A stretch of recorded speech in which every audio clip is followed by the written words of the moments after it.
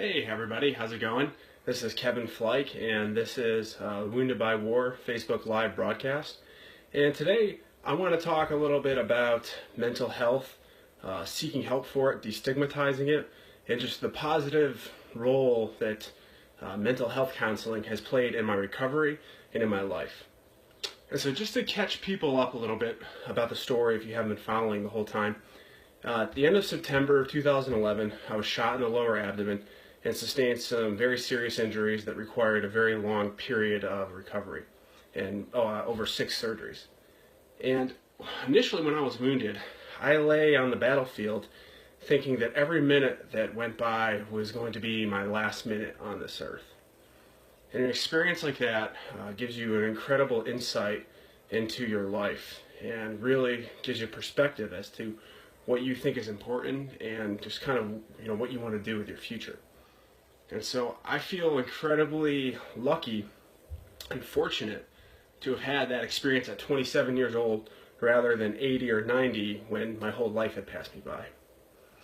Now, kind of surprisingly to me, one of the byproducts of having an experience like that and really understanding how precious life was that I started to become incredibly sad and depressed when I noticed other people that I thought were kind of letting life slip through their fingers and weren't taking advantage of the fact that life is precious and every moment counts. And it was really sad for me to see as somebody who had previously thought they were on their deathbed. And about this time that I was starting to have these feelings and emotions, there was a rash, an epidemic of suicides that hit the special operations community very hard, specifically in the special forces. At one point, I felt like every couple weeks I heard of somebody who had taken their own lives. And it really hit home for me, as in first group, as I knew, my unit, I knew a lot of those guys, and it really hit home especially hard when a guy from my company took his own life.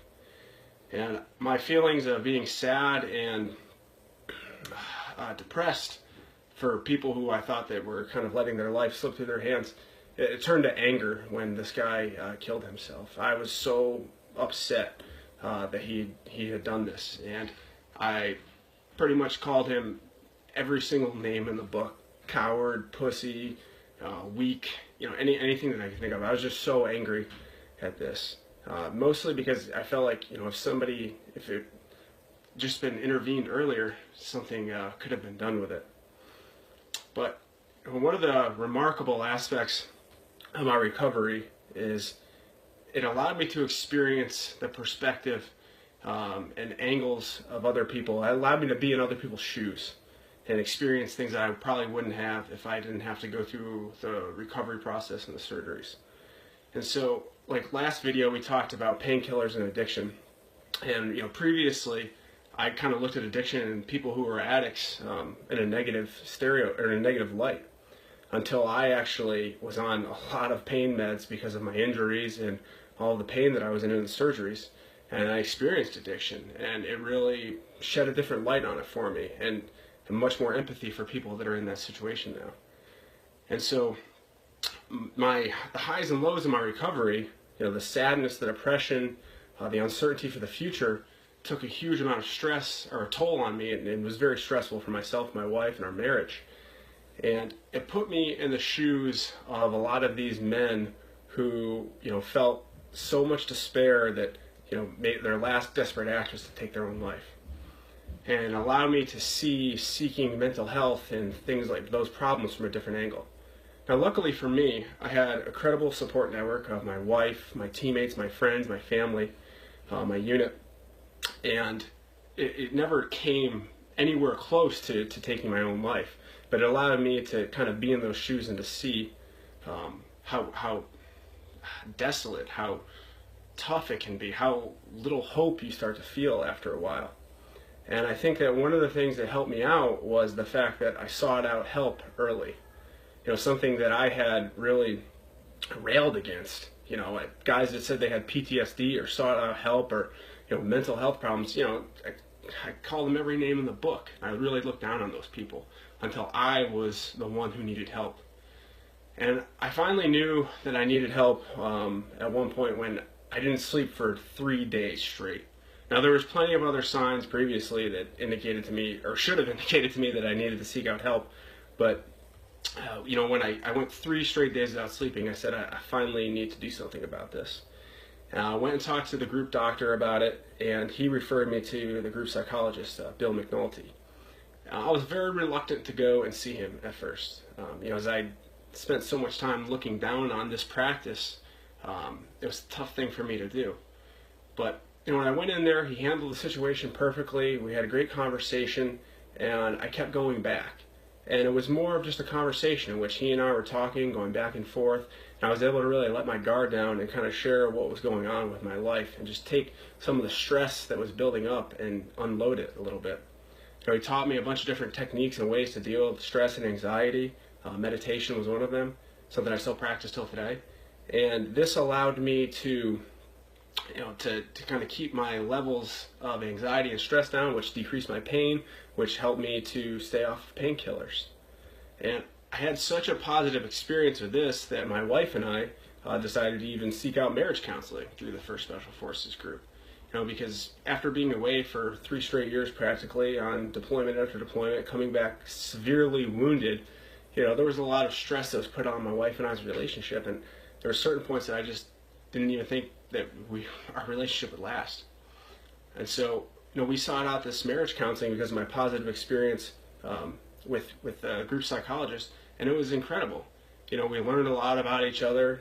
We learned a lot of different ways to make our marriage even stronger, and I think it laid a great foundation for us to go forward now to have this incredible relationship and 2 beautiful girls and a bright future.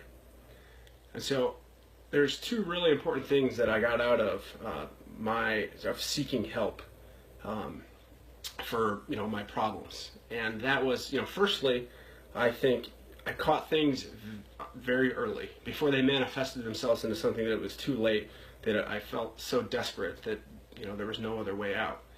And it helped to set my recovery to continuously, or on a continuous path, or a continuous path towards recovery. I don't think I would be where I am right now if it wasn't for seeking out that help. And the second thing that it taught me was, don't go at your problems alone. Seek help for those. As human beings, we're not meant to be individuals. We're tribal by nature. And so if you're experiencing problems, there's no need for you to suffer in silence. Go out and get help and talk to people. If you're out there and you're watching this and you're having a ton of problems right now, please go get help from somebody. And if you see other people struggling with those problems, and encourage them to go get help, or at least lend like a sympathetic ear to them. Because the more that we can do to destigmatize mental health problems and seeking help for mental health, then the better off that everybody is going to be, more productive society, and just a better environment that we'll live in. And so, thank you very much for tuning in. If you think that other people need to hear this message, please share it. This is something that is near and dear to me and is incredibly important. Like I said, I don't think my recovery would have went as well if it wasn't for seeking out that mental health help. And if you want to learn more about the story, please go to www.woundedbywar.com. And I hope you tune in for future broadcasts. Right now, I'm currently working on a piece about my transition from the military to the civilian world, and hopefully people can learn from the mistakes that I had to make. Now, have a happy 4th of July. God bless. Thank you.